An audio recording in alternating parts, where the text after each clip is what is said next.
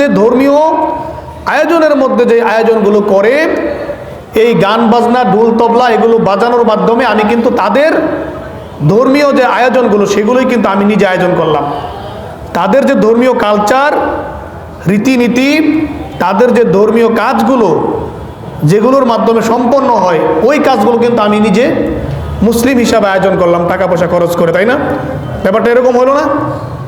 তাহলে আমি একজন মুসলিম হিসাবে অন্য ধর্মাবলম্বীদের সংস্কৃতি বুঝেন তো আপনারা? বুঝেন না? অন্য ধর্মাবলম্বীদের কালচার, রীতিনীতি, এগুলো আমি মুসলিম হিসাবে আমার সমাজে নিয়ে আসলাম, আমার পরিবারে নিয়ে আসলাম, আমার পরবর্তী প্রজন্ম, আমার সন্তানকে এগুলো করার জন্য উৎসাহিত করলাম। একটা সময় দেখেন, এই যে আমাদের দেশে মুসলিম ভাই বোনেরা শিল্পীদেরকে এনে, তারপরে আমাদের দেশে বর্তমানে যারা চলচ্চিত্রে কাজ করে, নায়ক নায়িকা, এদেরকে এনে বিভিন্ন ধরনের আয়োজন করে না? কি বলেন, আয়োজন করে না? এগুলো কিন্তু আজকে থেকে আরো 100 বছর আগে, 200 বছর আগে আমরা যদি তাবিন, তাবেইন, আইম্মায়ে মুজতাহিদিন, এদের জামানার সংস্কৃতিগুলো যদি আমরা আমাদের সামনে রাখি, এই ধরনের কনসার্টের কোনো নমুনা, এই ধরনের আয়োজনের কোনো নমুনা, যেখানে নর্তকী এনে নাচানো হয়, যেখানে বিভিন্ন ধরনের অশ্লীল বাক্য দিয়ে গান বানানো হয়, এগুলো মুসলমান যুবকদের সামনে, যুবতীদের সামনে এগুলো উপস্থাপন করা হচ্ছে, এই ধরনের কোনো আয়োজন কিন্তু আমরা আজকে থেকে আরো 200 বছর আগের মুসলমানদের ইতিহাস যদি আমরা পড়ি, কোনো দিনদার ব্যক্তির তত্ত্বাবধানে এই ধরনের কোনো আয়োজনের কোনো অস্তিত্ব কিন্তু আমরা খুঁজে পাবো না। এগুলো আমরা হালকা মনে করতে করতে, আমরা যদি একটা উদাহরণ দেই, আমাদের দেশে আজকে যারা আমরা এই যে 31st নাইট উদযাপনের নামে যারা আমরা বিভিন্ন জায়গায়, রাস্তার মোড়ে, মাঠের মধ্যে, বাড়ির ছাদে আতশবাজি, তারপরে অশ্লীলতা, কনসার্ট, এই যে আমরা 31st নাইট এই দিনটাকে কেন্দ্র করে, এই রাতটাকে কেন্দ্র করে আমরা যে আয়োজনগুলো এখন আমাদের সামনে দেখি, আমাদের দেশের তরুণ তরুণীরা, যুবকরা যারা আগামী দিনে রাষ্ট্র পরিচালনায় নেতৃত্ব দিবে, এরা যে এই আয়োজনগুলো করে, আমরা যদি এই আয়োজনের ইতিহাস খুঁজতে যাই, এই বাংলাদেশে কিন্তু 2000 সালের আগে বাংলাদেশে কিন্তু এই 31st নাইটকে কেন্দ্র করে এই ধরনের কোনো আয়োজন, এই ধরনের কোনো অশ্লীলতা এই বাংলাদেশে কিন্তু আগে আয়োজন করা হয় নাই। 2000 সালের থেকে নিয়ে কোনো একজন ব্যক্তি, সেই ব্যক্তির নামও আপনারা অনেকে জানেন, বিখ্যাত সাংবাদিক, কয়দিন আগে দেশে আসলো, শফিক রেহমান, ওনার নেতৃত্বে এই বাংলাদেশে এই যে বিজাতীয় একটা কালচার, হিন্দুয়ানি একটা সংস্কৃতি, যুব সমাজের চরিত্র ধ্বংস করার মতো নতুন একটা মাত্রা, এই নোংরামির শিক্ষা দিয়েছে এই শফিক রেহমান। বাংলাদেশের যুবকদেরকে, তরুণদেরকে নতুন করে এই 31st নাইট মানে বর্ষবরণ অনুষ্ঠানটাকে, এই বর্ষবরণ অনুষ্ঠানের ভিতরে এই নাচা গানা, অশ্লীলতা, হিল্লোলাপানা, এই ধরনের শিক্ষাগুলো 2000 সাল থেকে বাংলাদেশে শুরু হয়েছে। এখন তো এটা বাধা দিতে গেলে সমস্যা, মনে করবে হুজুররা সেই মধ্যযুগীয়, সেই আদিম যুগের, আইয়ামে জাহিলিয়াত যুগের সেই বর্বর সংস্কৃতি আমাদের উপর চাপিয়ে দিতে চায়। প্রকৃতপক্ষে আমরা এই যে বর্তমান আমাদের যুবকেরা যেই সংস্কৃতিটা নিজেদের বিনোদনের জন্য আয়োজন করে, এই সংস্কৃতির বাইরে আরো অনেক সুন্দর সুন্দর, আরো অনেক বিনোদন দেওয়ার মতো সুস্থ সংস্কৃতির চর্চাও কিন্তু আমাদের দেশে ইসলামী অঙ্গনে কিন্তু হয় না? কি বলেন? ইসলামী অঙ্গনে কি বিনোদন করার মতো কোনো অনুষ্ঠান হয় না?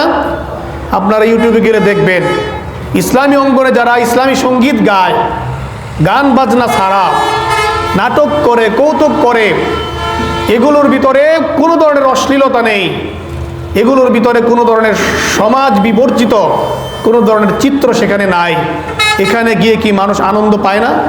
এগুলো দেখে কি মানুষ আনন্দ পায় না? কি বলেন?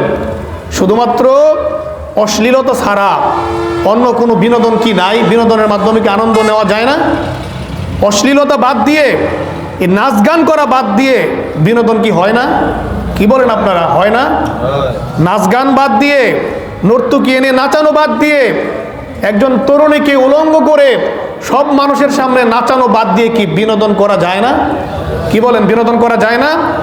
এখন আপনি আমাকে বলেন, আপনি আপনার ছেলেকে নিয়ে একটা অনুষ্ঠানে গেলেন, সেখানে এরকম একজন নর্তকী অর্ধ উলঙ্গ অবস্থায় তাকে নাচানো হইল, আপনি কি সেখানে খুব স্বস্তি বোধ করবেন আপনার সন্তানকে নিয়ে?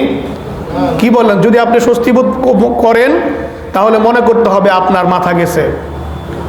একটা অশ্লীল দৃশ্য, এটা কি মা বাবা তার সন্তানকে নিয়ে দেখার মতো চিন্তা করতে পারে কোনো সুস্থ মস্তিষ্কের মানুষ? চিন্তা করতে পারে? আজকে থেকে আরো 20 বছর আগে যেরকম এই যে বর্ষবরণ অনুষ্ঠানকে কেন্দ্র করে কোনো ধরনের অশ্লীলতা হইতো না, এখন এই জিনিসটা স্বাভাবিক হয়ে গেছে। এই ধারাবাহিকতা যদি চলতে থাকে তাহলে দেখবেন আজকে থেকে আর 20 বছর পরে মা, মেয়ে, ছেলে, বাবা এরা সবাই মিলে একসাথে দেখবেন এই ধরনের অশ্লীলতা বেহায়াপনা তারা নিজেরা দেখবে। তারও আরো 20 বছর পরে এরকম দেখবেন আমাদের দেশে পশ্চিমা দেশগুলোর মতো ছেলে, মা এবং বাবা, মেয়ে দেখবেন অশ্লীলতার মধ্যে জড়িয়ে পড়বে, এতে কোনো সন্দেহ নাই। কথাগুলো বুঝছেন আপনারা?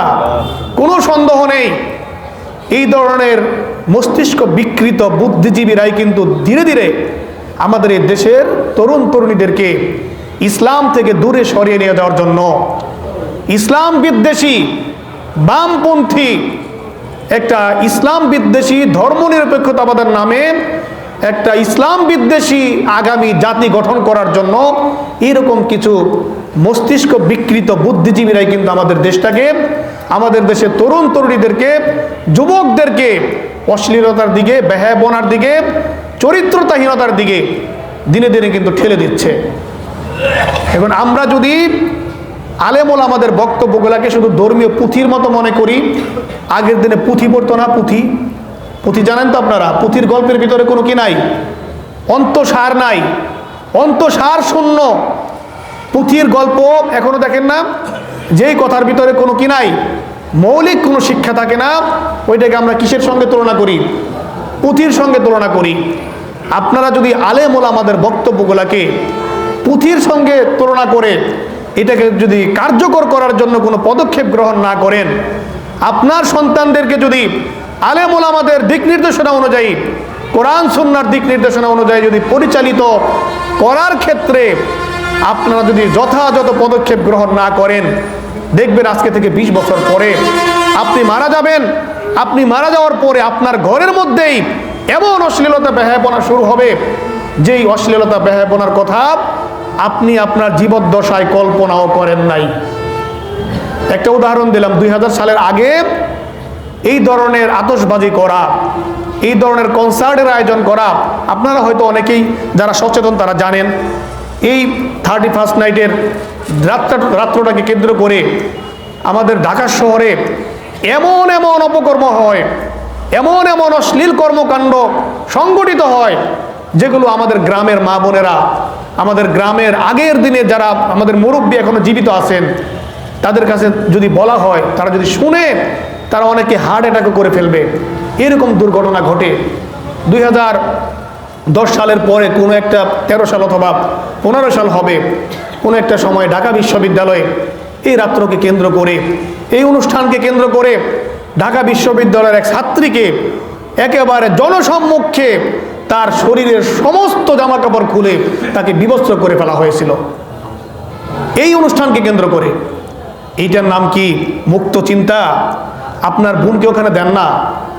যেই ব্যক্তি মুক্ত চিন্তা বলে এই সমস্ত নোংরামিকে প্রমোট করে, তার স্ত্রীকে সে কি এরকম জনসম্মুখে উলঙ্গ দেখতে খুব আনন্দ বোধ করবে?